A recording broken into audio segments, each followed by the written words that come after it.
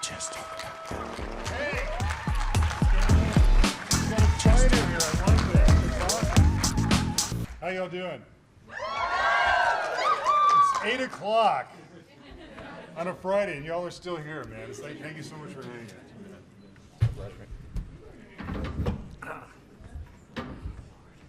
Yeah, watch that leg. Right where I want it. So, Mitch, I'd like to start. Somebody drinking out of this? That is for you, my friend. I just poured that for you, so I'm trying to be conscientious and Great.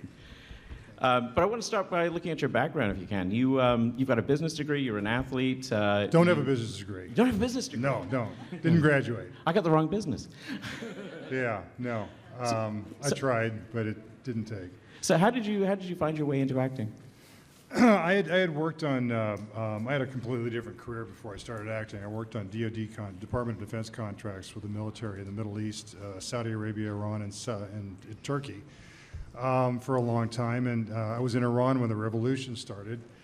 And I was evacuated out 2 weeks before the Shah left. So it was hot and it was hairy. And it was crazy. And I decided at that point that was it for me. I didn't want to do that anymore.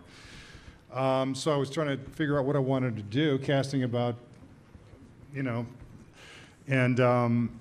I had done some acting in high school and college, and I thought, let's do some theater. So I started doing theater, and down in Austin, Texas, got on stage, got my first laugh, and it was like, okay, this is good. This is what I want to do. People are laughing. I'm making people laugh. So it was, that was it. That was the start. What was your first role? On stage? Yeah. I played La Trémouille in The Lark by Jean Anouilh. Wow. So it was about Joan of Arc. Okay, I don't know about you guys, but that just totally went over my head. I'm showing Classical background. That's incredible. But it was just a very, very small role, but that was enough, and it was like I was hooked. That's so cool. But your roles are all leaders in some way. Like you always, and I think I said this to you earlier, but you're always in charge. Do you naturally gravitate towards those because of your background, or is that just a personal choice? Well, I mean, a lot of it is what they'll bring me in for. Right. As far as the casting process. So it's these are roles that they see me, and it's become somewhat of a problem now in my career because I'm at the point where I've done all those roles. I don't want to do them anymore, and I've actually, this pilot season, I told my agent that I didn't want to go out on any more I don't want to play a colonel. I don't want to play a cop. I don't want to play these roles that I've done over and over and over. So you guys may not be seeing me acting very much more. Oh. unless they whatever. But you. But you do them so well. That's exactly. Am I right, folks? Come on, let's get a hand for that. Come on. Thank you. Thank you. Yeah, but I mean, it's like, at a certain point, I mean, like I did this role on Criminal Minds, and to me, that was one of the most fulfilling things that I've done on television. That's what I want to do. I want to do stuff like that. But and that came about because another actor dropped out of the role, and they called and asked me if I would do it. I don't get brought in for those types of roles, and it's too bad because I think I could, to me it's much more interesting, and I'm much more invested in doing something like that. What about comedy? I'm not funny. I'm not, especially with some of the writing that they give you. If you tend to wind up in a lot of science fiction and fantasy and I like me some sci-fi. Yeah. Would you have a preferred other genre? Would you work anywhere else? Well, of course, sure. If it was like I say, if it's there's just a lot of really good shows on cable right now. Network television, but cable's got a lot of really, really good stuff, and there's some really good, dark, gritty stuff that is attractive and appealing to me. Yeah. But if it's a good role, it doesn't matter if it's sci-fi or if it's just straight drama, or even if it's a comedy that I could by mistake be funny doing. She would be really a mistake. But. Well, I don't know. You got a dry sense of humor. It's pretty. That would work, I think. It's like sandpaper, man. Would you see yourself slinging a sword? Slinging a sword? Yeah. Yeah, but it better be soon because my slinging days are getting slim. So as was this next episode, the last episode of the X-Files, I had to do some physical stuff I said to Chris was directing and he said, okay, we're going to do this, and I go, really? With this body is going to do that? And so I was doing it. I did it a couple times. He goes, okay, can you do it again? And I said, you get out here and do it a couple times. See how you like it. And he laughed. Thank God. And you say you're not funny. But I love doing physical stuff, but that's one of the reasons that my body is racked with arthritis now, because I used to always do my own stunts, and now I tell young actors, let the stunt guys do it. Sensible. I mean, and I'm serious, because my body is just a mess.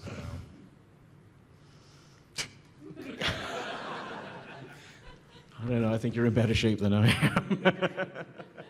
It's an illusion. Well, speaking about Iran and the defense contractors, you've been in some pretty scary situations. Has that ever influenced your performing?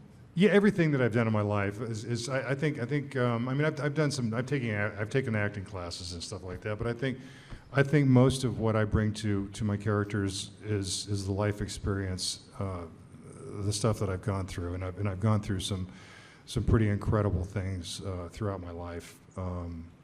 So it's I think it all lends itself to what I'm doing as an actor. I was speaking with a mutual friend of ours, David Hewlett, and he asked me to pass on this message to you.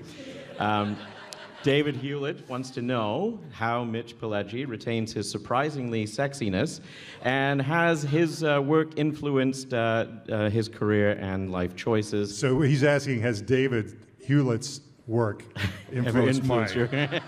That's what he's asking. And he sends his love. Love back to him. I was telling John earlier, you guys know David Hewlett from Stargate Atlantis, of course. He's amazing. And we used to have the hardest, when we were doing Atlantis, we used to have the hardest time getting through a scene because he couldn't, because I would screw with him when I was off camera, of course. But it got to the point where he couldn't look at me. He could not, when I was off camera, he could not look at me without laughing, and he just couldn't get through a scene. It was impossible, So I would be here, he'd be there, but he'd be looking over here because he would just totally block block himself from looking at me. So I would like,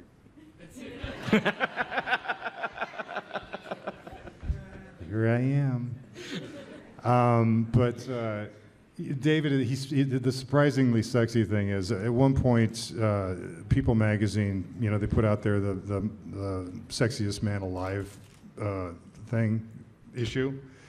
Well, they have different categories too, and one of the categories was surprisingly sexy. And I was in it. I was in that category. Stanley Tucci was in that category. I think David Alan Grier was in that category. So he got quite a kick out of. He goes, so people find it surprising that you're sexy. And I go, I don't think that's what they're saying. He goes, no. He says, I think that's what they're saying. It's surprising that anyone would find you sexy. So anyway, we would go back and forth on that. But I love David to death, and I miss working with him. And he's doing really well. He's doing some really good stuff. So I'm happy for him. Yeah, that's great. Are there any leader role models that who have influenced your work? Now, these don't have to be real, fake people. They can be real people. Anybody? As far as the X-Files, and I've spoken to this before, but my Skinner, I think, is very much stems from my father. Who like I said, he worked on the Department of Defense contracts he was a managerial role, and so I mean, seeing when I first started doing the X-Files, my dad had passed at that point, but my mom and my brothers and sister watched the first episode that I did, and they were like, "That's Dad." Wow. And I didn't even think about it, but I looked. That's a moment. But I looked at it and I go, that's Dad. You know, and so anyway, he's the leader. He's the leader in my life. So That's pretty cool. as far as other leaders, there's a whole lot of other leaders in this world right now that I can. Well, I'd like to trump that question.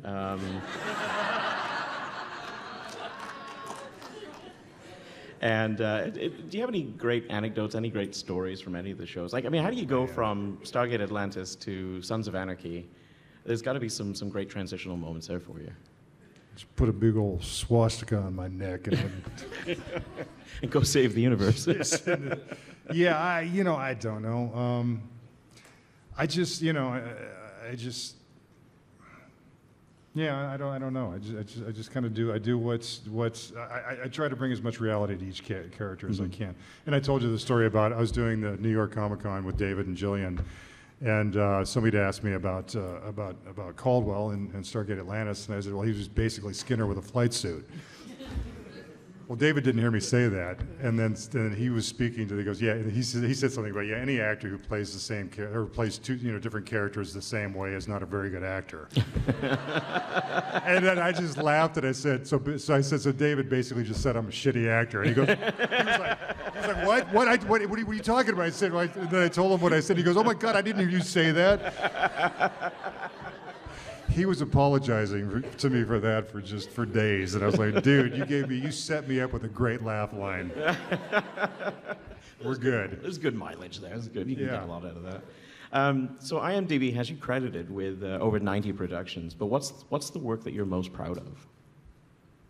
Well, I mean, of course, the X-Files is huge in my life because it's such a huge part of my life. Mm-hmm.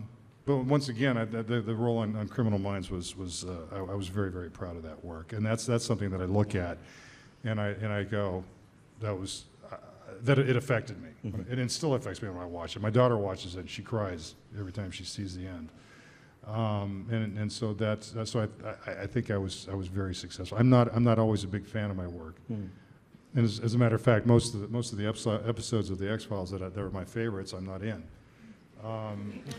Wow. And so, I don't know what that says, but... Somebody actually brought up Shocker to me tonight.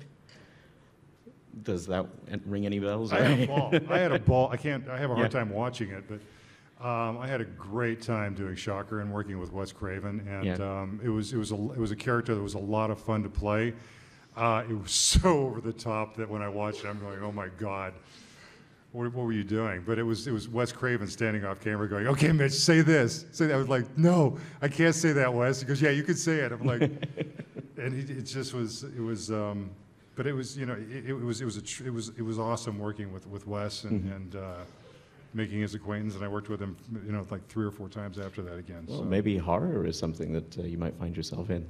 What's that? Maybe horror is something you might find yourself working in. That could be another genre. Well, I mean, there's a movie that's we're waiting for it to come out called Polaroid. It was unfortunately was produced by the Weinstein Company. So until that gets resolved, it's sitting on a shelf. Oh. And I think it's going to be really good. So That's good. Well, let's hope that works out. What do you do for downtime when you're not coming to cons and entertaining us? I'm in the gym almost every day. Jeez. I work out every day. Okay, now I know what's wrong with me. I have to do something, or else I feel like my body's going to fall apart. So it's yeah. Yeah. Are you sure this is mine? Yeah, it is now. Yes. I remember Megan Follows talking about X-Files, and she said that one of her greatest moments was actually being in the X-Files, and it was a short time as the mother that gave birth to the alien baby. And she says, that's the only connection I have to X-Files. But did you have a favorite moment in the X-Files? Yeah, when I was doing an episode, and we were at where were we? We were at the mines, and we were shooting a scene in a restaurant, and I looked over and I saw this little redhead in a waitress outfit, and I said to David, "Who's that?" And he goes, "That's Arlene." And I said, "I'm going to marry her." And I married her 8 months later. That's cool. Congratulations. And David was your And we're best still man? together, Yes. 22 years later. And was David your best man at that? Or? David was the best man at my wedding. That was all just circumstance. We were all going over to Hawaii for Christmas hiatus, and Arlene and I had planned on getting married. So when on the flight over, I said, "Hey, David, I need a best man. You want to?" He was like, "Yeah." So it was. So Chris and Dory, his wife, were there, and David and Jason Begay and some other friends, and Lance Henriksen was there and his wife. So it was kind of a cool group of people that kind of came together for this special occasion of ours. It's almost like a cast party. Almost, right? What a great celebration. Yeah. It's fantastic. At this point, I think I'd like to turn the time over to the audience and see if there are any questions. I'm going to have to put on my glasses. You'll have to excuse me. There's one right in the row there. There we go. What was your reaction when you first found out there was going to be more seasons of the X-Files?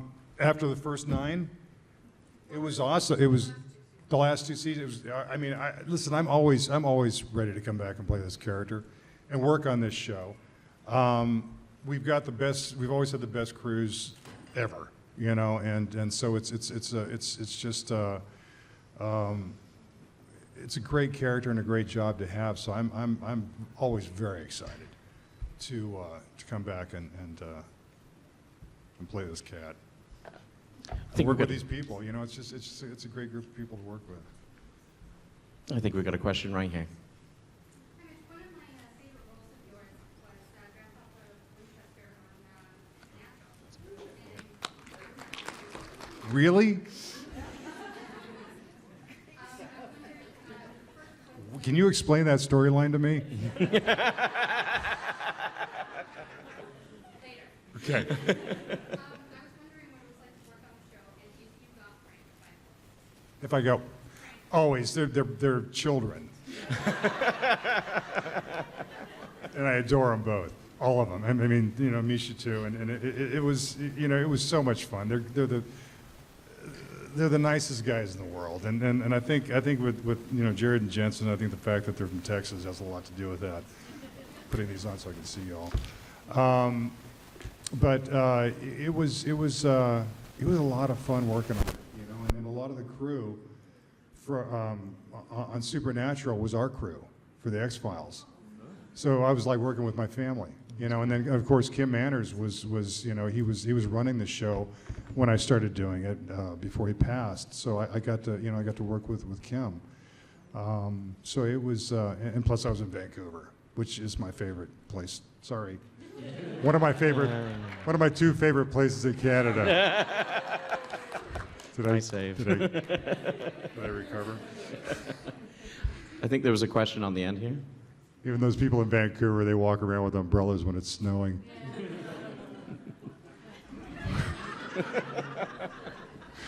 Sorry. My question was, it's more fun to work with Mulder and Scully or Sam and Dean. Oh, that's mean now.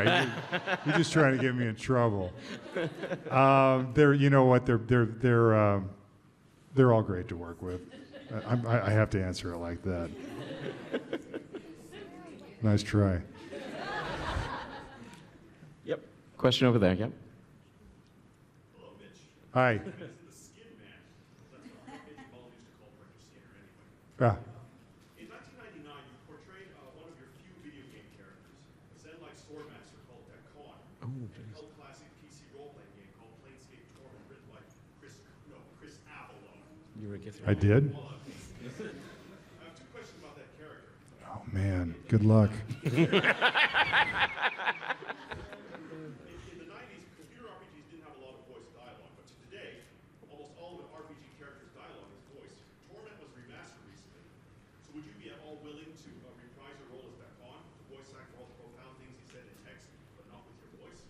I have to say, that's probably the best well-structured and formed question I've ever seen in a Q&A session. Dude, he was reading it. That was a lot of effort. No, it's a great question. To be honest, my memory of doing that is like almost not there. So I can't remember what I did on that, but I'd love to do it again. I'd love to remaster it or whatever you said.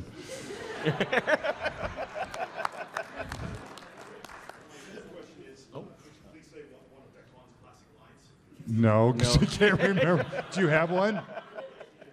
What is it? He said, endure. In enduring, grow strong. Endure. In enduring, grow strong. That's pretty good. I'm gonna have to go buy that game now. Number one. Make it so. What? I have to tell you, I met Patrick Stewart at I didn't meet him. I did not meet him. I sat my table was next to his in Australia at one of these things, and for 2 weekends. And we didn't speak to each other the whole time, and because I was like I was so nervous. I was like you guys. And towards the end, at the end of it, we both got up from our tables at the same time at the end of the last day, and kind of came face to face with each other, and I was like, and he's standing there looking at me, and he goes, yes, well. But that was it. He just turned around and walked off. I was like, man, I blew that. I think he was waiting for me to say something to him. So. We got a question right here.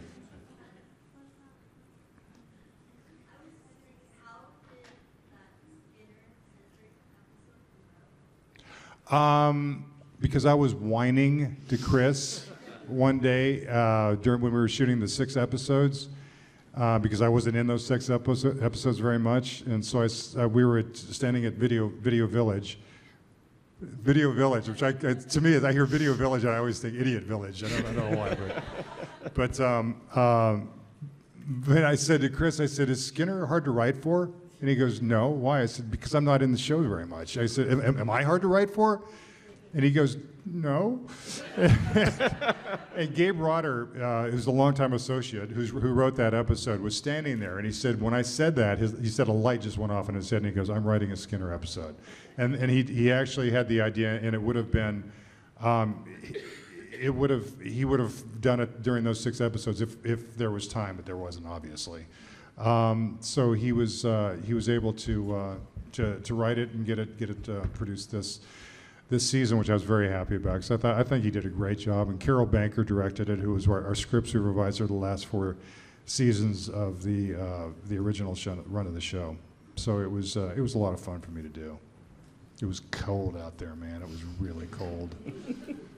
Haley Joel was laying on the ground before he got the spikes. If you guys haven't seen it, tough. Spoilers.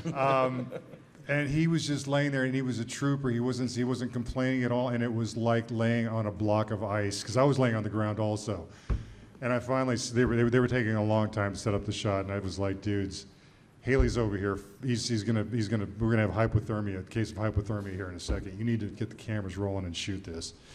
But he was a trooper. I was very, very impressed. Right here. Yes. Hi. If you could say, like, regarding to, like, laughing a lot or breaking character, who do you think did that a lot in the X-Files? Trying to get you in trouble again. Probably. I mean, it's like we get really silly on the X-Files too, but not as much as we used to, because we're old now. We were mature. But yeah, there's stuff constantly going on Supernatural, and it's like it's so much fun, and they're just crazy, and you know, it's I mean, they've been doing, what is it, 13 seasons now? Wow, good for them. But there's I think both of them had, but just it's different now in the X-Files than it used to be. I think we have a question in the front row here. All right, so this is from the Pledgies. Oh. The screaming Pileggi's. They say hi. Hi. They want to know which fictional character would you most think would be fun to meet in real life? Oh, God, they always ask such hard questions. They make me think. Which fictional character would I like to play? Most fun to meet in real life. Would be the most fun to meet? In real life. There's so many. There's so many people that, you know, that it's, that don't exist. They're making me think. Why do they do that? That's who it came from. Yeah, I know. Tell her it's none of her business.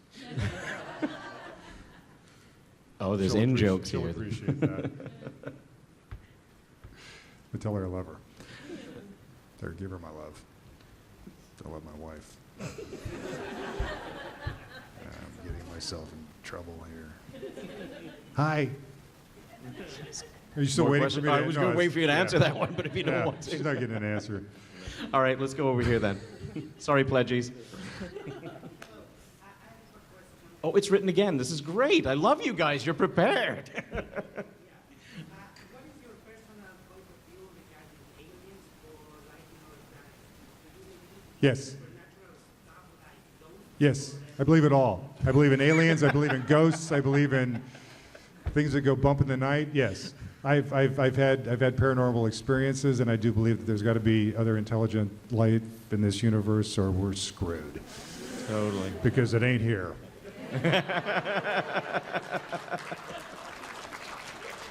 I'm sorry. I know there's some people that are optimists, but you're wrong. The wee redhead right here in the spindle. Right Hey, here. darling, how are you? Your Spells is one of my absolute favorite shows. I started watching it. It would have to be probably Pucker Up and Kiss My Ass. When I saw that line for the first time, I was like, yeah. And as a matter of fact, it was Rob Bowman was directing that episode. He when he got the script, he called me and he was like, guess what you get to say. He was excited as I was, and when I saw it, I was like, this is so cool. And Bill was like, what's the big deal? You know. So, yeah, that's probably my favorite moment. What's your favorite? Well, it's never mind. I don't know, I like the new episode. What's that? I like the new episode a lot. The new one? Did you? Yeah. Good. Right over here. Yes, sir. One of my questions was already asked, so this will be quick. With the passing of Stephen Hawking this week, did that give you any pause? Did you ever kind of think about what his theories were as you've been working in? I couldn't even answer this question up here, much less anything to do with Stephen Hawking's. I was sorry to see his passing, and I know he was a great man, but no.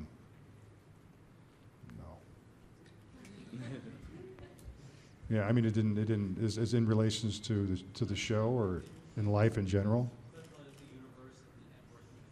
Yeah, I think we're screwed as a species. So it's like, yeah, I think he's probably he probably beat feet and was like, okay, I'm done with this shit. I'm sorry, you guys. I'm sure you're picking up on the fact that I'm not very happy with the way we behave in our species at this point. Yeah, there's a lot of work to do. Yeah. Right here in the front, yes. Hi. You mentioned that you've had paranormal experiences. Yeah. Oh. Relate any of them? No. It's a secret. It's okay. I went to school in Munich. University of Maryland had a campus in Munich for dependents of the military and Department of Defense contractors. And I went there, and our dormitories had previously been SS barracks. Wow. For the Third Reich. It was there were like caverns and tunnels under the whole base where the school was. So there was a lot of creepy stuff going on. People would go down there sometimes and find like beds laid out with Nazi uniforms and stuff, and just there was all kinds of really bizarre stuff. And people were constantly seeing very, very unusual things go on. So we were in our suite one night, and we were kind of just sitting around having a few beers, as you would in Germany. And we started talking about the spirits and how it was supposedly haunted. And and I got a little rambunctious and was like, started being a little abusive to the spirits, and. So anyway, I went back to my room, and I had a wardrobe in my room, and I had a chest of drawers sitting right next to it. On the top of it, I was living in Turkey at the time, I'd come from Turkey, and I had this huge brass candelabra sitting in the middle of my dresser, and I knelt down to put something into the bottom of the wardrobe. One door was open, one door was closed. As I knelt down, I heard this sliding sound, and all of a sudden this candelabra came flying in and embedded itself into the door that was closed about this far from my head. And so I made some quick apologies to the spirits of McGraw-Casern and went out and had a few more beers. It was freaky. I mean, it was really, really bizarre. And a lot of people had seen some pretty strange things on the base. So it was, yes, what does she want now? Uh-oh. We have another question from the pledgies. They originally wanted to call themselves Mitch's Bitches, but I said, I don't think that... I said, I don't think this is the right climate for that. Right. So. Yeah. Oh, Okay, so it's coming through now. what's the most ridiculous thing that someone has made you Do? believe or Dita? do? Has made me do, how has it made The me most what? ridiculous thing That someone's made me do or believe. or believe in? Believe sounds safer. Take that one. What's that? It's a choice. Take the believe one. This is like truth or dare. Oh, man, why does she ask such hard questions? Dita makes me do. Dita's the one who's kind of runs the Mitch's Pledgies. She's awesome. But she asks really hard questions sometimes. She tries to make me think, and it's not fair. I know, it's after 8 o'clock. This is not right. Yeah, I know. And it's like I was up at like 4 o'clock my time this morning to do. Dita, not cool, Dita. Dita, not cool. Ew. I'll give you my Twitter handle. We'll talk. Well, just go on Dita's feed, and you can see some of the stupid things that she's made me do. There's my answer. Just go on Dita's whatever it is. What do you? Is it a feed or is it a? What do you call it? What's a Twitter? Twitter feed? Is that it? Twitter feed. You're gonna see some really stupid things. I had one of those little spinner things, you know. I put, anyways. Huh? Can you give me a Snickers bar, apparently? She gave me a Snickers bar that was like a yard long, which I ate almost all of. Thank you. That's like a Snickersaurus. That's why I have to be in the gym every day, because she keeps bringing me candy. All right. Oh, we got a question right here. Yes, ma'am. Hi. Also a big fan of Criminal Minds. As Oh, thank you. Files and Supernatural. I have to say I'm also one that tears up every time. Oh, thank you. So I was wondering if you could talk a little bit more about your experience on that show in that role and working with that cast. Well, I mean, most of it I wasn't working with. I didn't work with the series regular cast for the most part. I was working with Faith Ford, who played my wife, and then the young ladies who were playing my daughters. Originally, the role was cast with a guy physically very different from me, much smaller. And when the director called me and talked and spoke to me about the role, he goes, "This is all I'm going to say. You have to make yourself small." And I said, "Well," I thought to myself, "Okay, I can't do that physically because I'm not a small guy." So I decided to try to make internally make myself small, and so I think that's what was going on with that character, and then of course the fact that he sees his baby get crushed in front of him while he's changing a tire is I have a daughter, and it's hard to use your own, especially somebody that close to you. Mm-hmm. But I couldn't help but think of my own daughter, So that really influenced and colored a lot of what I was doing on that episode, and I think that's probably a big part of why I was happy with my work. Thank you so much. I appreciate that. No. Yeah, well, I mean, it's like when he realizes what he did. I mean, that just. I mean, like I said, I'm not always. I watch myself and I'm like going, God, really? But that I'm glued to it, and I watch myself and I was like, okay, dude, you did good. So. Realize what the real story is. What he really did. Yeah, it's horrific, and it's shattering. Yeah. I think I have a question Thank in the you. back there.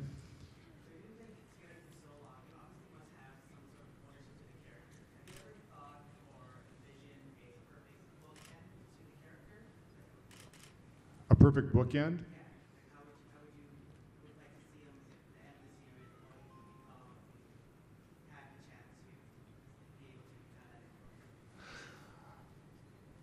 You know, I've kind of thought about that a little bit. You know, actually, at one point when they did a spin-off of the Lone Gunman, you know, and I was like, at that point, I was like, wait a minute, what about Skinner? You know, and so I said that to Chris. I go, what about Skinner? And he looked at me, kind of smiled. He goes, what would it be about? It's like, oh, really? You know, I don't. You know, I kind of thought that maybe. As a retired FBI assistant director, of course, because he's not going to get any further than assistant director, that maybe there were cases, you know, and the fact in the episode Kitten that gives him a perfect opportunity as a place to go, because now he has a mission now to find out what happened to his friend, and why he was stuck in this asylum and tests, and all these guys, tests were performed on him. So I think that's a really good entrance for a bookend. What you're talking about, where he goes from there, it's like he get out of the FBI and go find out what happened, because you're not gonna be able to do what you want to do. I think perhaps within the FBI. So go. Or maybe you'd have more resources available to you. But I think he has a lot of resources available to him outside of the FBI. So I think it would be interesting for him to pursue something along those lines. You know. I think we got a question right here in the front. If you could swap roles with anyone on the X-Files, any character, who would you trade with? Cigarette smoking man's a pretty good character. He's Yeah. pretty interesting. He's a pretty interesting cat. Definitely. Yeah. Yeah. Oh, right here. Yep. Oh, that's a race. Thank you. As an actor, I guess that you have probably through the years been playing several characters in different situations. For example, a very serious person, or a very comedic person, or a shy person, or a schizophrenia, for example. My question is, could you please tell us like three different characters, very different characters from one another that you have played different times, and how does it affect you as in your career, actor and career? That's a lot. Well, I mean, you know, you can start with Horace Pinker for one, as a character that's very different from Skinner, you know, and then of course Darby on Sons of Anarchy is very different from either of those guys. So there's your three, and what was the rest of it? I'm sorry. How does it affect you to perform such different characters? You know what? I try to bring as much reality to each character as I can. I use a lot of visualization as far as what this character is seeing in this situation, in this atmosphere, with these people, who he's talking to, why he's talking to them, what he wants from these people. You know, so there's a lot of things that are influencing him and coloring what he does, and so I try to bring as much of that to each character that I play as I can. You bet. And I think we had a question over here on the side. Hi. I'm sure you were asked this a lot, but what is... What's it like to work with David and Jillian? No. Just kidding. No. I'm sure that's a boring one now. What is your favorite episode of the X-Files, outside of any that you were in? Just the series as a whole, and why? Yeah, I've always been. Home has always been one of my favorites. I'm a sick puppy, but you know, Clyde Bruckman's final repose with Peter Boyle was great. Humbug. I'm a big fan of Darren Morgan. Huge fan of Darren Morgan, and I browbeat him to put me into his episode. I shamed him And because last season I wasn't in his episode, so and so he called me up and he goes, "Okay, you're in my episode. You only got one line, but what a line!" So I was like, "Okay, that's cool, man. Whatever." It's like, and so I got to, but he's one of my favorite guys. But I just love the humor that he brings to his writing, and he's so funny. He's so shy. And he told me, he goes, after I write and direct an episode, I have to go like hibernate for like 6 months just to recover from it. And I imagine so, because it's writing and directing an episode of the X-Files is a chunk. I mean, it really is. These guys are they're no slouches, and it's impressive. But yeah, I mean, so those are probably three of my. But home is always held a place in my heart. And Karen Caldwell is a good friend of mine now, who played Ma Peacock. So. And I think we've got a question right here. Hi. Yeah. I'm sorry. Awesome. Kurt was always wonderful to me, and Katie was just a sweetheart. You know, they were both very, very. I wasn't on the set with as much as everybody else because I was there intermittently.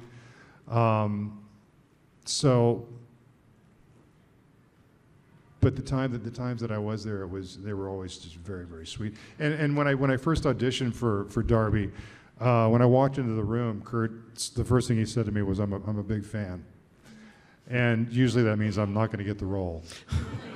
I mean, seriously, because if I'm a big, it's like every time that a director or a producer has told me that they're big fans, I just don't get it. And I think it's because whatever they're a fan of is so ingrained in their mind that they can't see me playing whatever role I'm reading for. But in this case, I was very fortunate in that it's going to get better, guys. It's going to get better, I promise. I'm going to be funny. I'm going to be really funny in a second. Oh, okay. I'm kidding. Bye. I didn't mean to embarrass you. They don't know what they're missing. What was I talking about? Not getting the role because they are such a big fan. Yeah, but Kurt, that was one of the only times that when somebody's told me that they're big fans that I got the role. So I was very happy about it. And I think we've got time for one more question, and this gentleman right here. Just wanted to ask a bit about your time on the show Daybreak. Please maybe speak about that show, maybe challenges of filming basically the same scene over and over again with slight tweaks to it. Daybreak. Once again, we were working with a lot of the people from the X-Files, the LA X-Files crew, because that was Rob Bowman's show, and I was working with Rob Bowman too.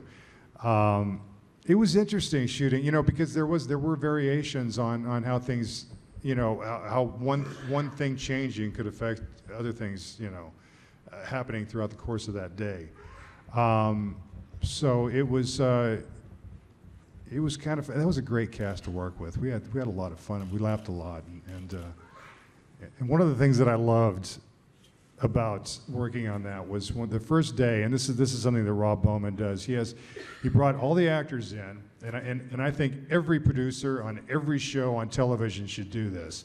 He brought all of us in, and he said, "We have a no asshole policy on this show, and that means from number 1 down the cast list." And he said, "I don't care who it is. If you act up, if you misbehave, even if you're number 1, you're gone." And I think that more actors should hear that. That's good. Awesome. So it was, but other than that, it was a really, really good time, but it was weird, yeah, shooting those scenes over and over. I think we might be able to squeeze this guy's question in, if we could. No one's asked about Dallas, and I liked your role in Dallas. I had so much fun playing Harris Ryland. Thank you. Judith Light, I love Judith Light. She's only 3 years older than I am. She was playing my mother. That's TV. But I adore her, and the first day that we worked together, it was a scene where my ex-wife had shot me, and I was laying on the ground, And Judith had come into makeup, and she was asking the makeup people and the hair people, "What's Mitch like? What's he like?" And they said, "Oh, he's an asshole. He's just a jerk."